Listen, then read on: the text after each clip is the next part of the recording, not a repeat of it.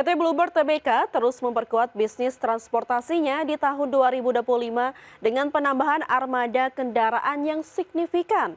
Hingga Agustus 2025, perseroan berhasil menambah lebih dari 1.500 unit kendaraan di berbagai lini layanan.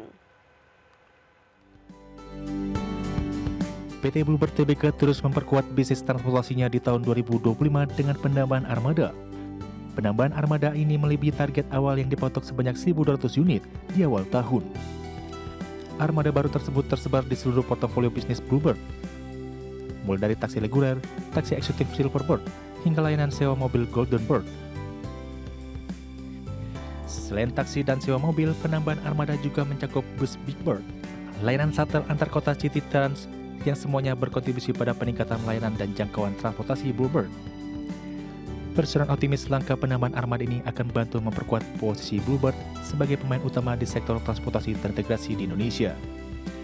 Dengan ekspansi armada yang signifikan dan layanan yang semakin lengkap, PT Bluebird Tbk terus menghadirkan solusi transportasi handal dan berkelanjutan untuk masyarakat Indonesia. Berbagai sumber untuk ID Action. PT Ispark Hotel Tbk menyesuaikan kembali target kinerja keuangan tahun 2025 menyusul prospek bisnis hotel yang belum menunjukkan perbaikan signifikan di paruh kedua tahun ini. PT Ispark Hotel Tbk menyesuaikan kembali target kinerja keuangan tahun 2025 sebelumnya. EAST menargetkan pendapatan di kisaran 95 miliar hingga 110 miliar rupiah dengan proyeksi laba bersih sekitar 40 miliar rupiah untuk tahun 2025. Namun perkembangan terakhir memaksa perusahaan menurunkan target tersebut. Saat ini perseroan perkirakan pendapatan tahun 2025 berada di angka 80 miliar rupiah hingga 90 miliar rupiah. Sedangkan laba bersih diproyeksikan turun menjadi 20 hingga 30 miliar rupiah. Penyesuaian ini diperhitungkan demi menghadapi tantangan pasar saat ini. Perusahaan masih optimistis dapat menghadapi tantangan bisnis ini dengan tetap fokus pada efisiensi operasional dan peningkatan layanan guna menjaga daya saing di industri perhotelan yang mulai bangkit secara perlahan. Walau memangkas target kinerja, PT Ispark Hotel Tbk tetap berkomitmen untuk menjalankan operasional dengan efisien dan optimis pada pemulihan bisnis hotel ke depan. Bagi sumber ada PT Adisaranat Armada Tbk tetap optimistis dapat melaju sesuai target pertumbuhan bisnis di sepanjang tahun 2025. Realisasi kinerja di paruh pertama menunjukkan pertumbuhan positif dibandingkan periode yang sama pada tahun lalu.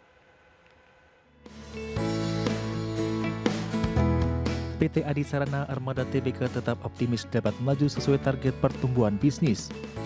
Perseroan menyatakan pihaknya belum berencana merevisi target kinerja tahun ini dengan proyeksi pertumbuhan pendapatan sebesar 10% dan laba bersih sebesar 15% secara year on year. Perseroan menuturkan bahwa ASA berharap kondisi ekonomi dalam negeri dan global tetap stabil sehingga tidak mengganggu bisnis perusahaan yang sangat terkait dengan situasi ekonomi nasional. ASA mencatatkan pendapatan sebesar 2,83 triliun rupiah pada semester pertama 2025 atau naik 19,75% secara tahunan. Laba bersih tercatat 205,24 miliar rupiah atau naik 59,81% dari periode yang sama di tahun lalu. Pendapatan berasal dari sektor rental kendaraan, logistik terintegrasi, dan ekosistem kendaraan bekas.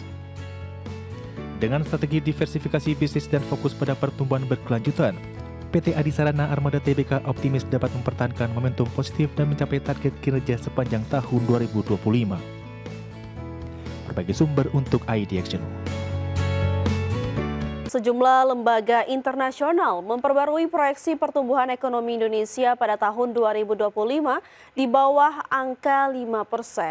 Bank Dunia memproyeksikan pertumbuhan ekonomi Republik Indonesia sebesar 4,8%.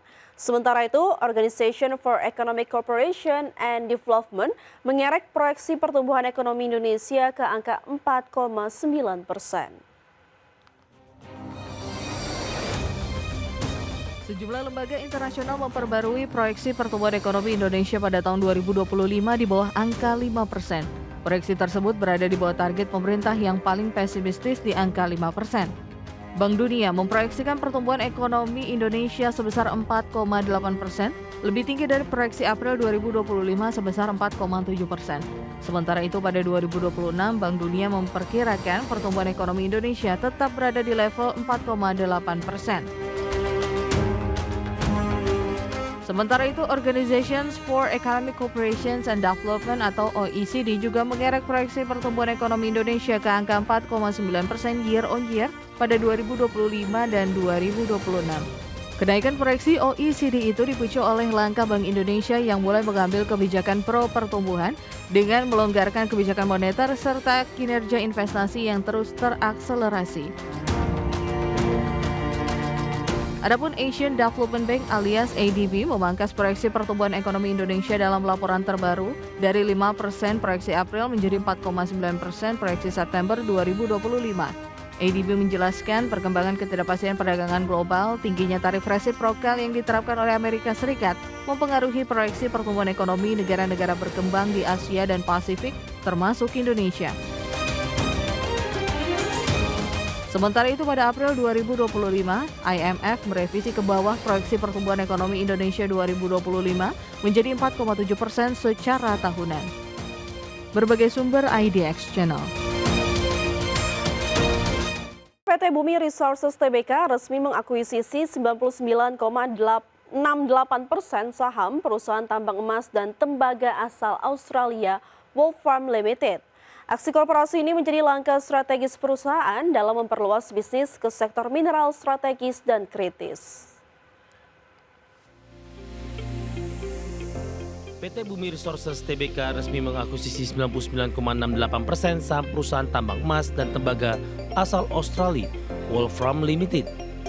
Presiden Direktur Bumi Resources Adhika Nuraga Bakri mengatakan akuisisi ini merupakan tindak lanjut dari kesepakatan awal yang ditantangani di awal tahun. Transaksi tersebut telah disetujui oleh Foreign Investment Review Board atau FIRB di Australia dan akan mencapai 100% kepemilikan pada November 2025. Langkah ini dinilai memperkuat posisi BUMI dalam diversifikasi usaha di tengah meningkatnya permintaan global atas mineral strategis seperti tembaga dan emas. Melalui Wolfram, Bumi Resources mendapatkan akses langsung terhadap potensi produksi emas dan tembaga dalam jangka pendek. Aset baru ini diharapkan memberikan kontribusi positif terhadap pendapatan perusahaan dan nilai tambah bagi pemegang saham. Bumi menegaskan fokus ekspansinya kini tidak hanya di batu bara, tetapi juga di sektor mineral yang mendukung transisi energi global. Selain itu, Adhika juga menyebut akuisisi ini menjadi tonggak penting dalam strategi jangka panjang Bumi Resources. Perusahaan menargetkan ekspansi ke rantai hilirisasi mineral kritis guna memperkuat posisi Indonesia di industri sumber daya global. Adapun BUMI optimistis langkah ini akan memperluas portofolio dan menjaga pertumbuhan berkelanjutan di tengah perubahan peta energi dunia. Berbagai sumber ada.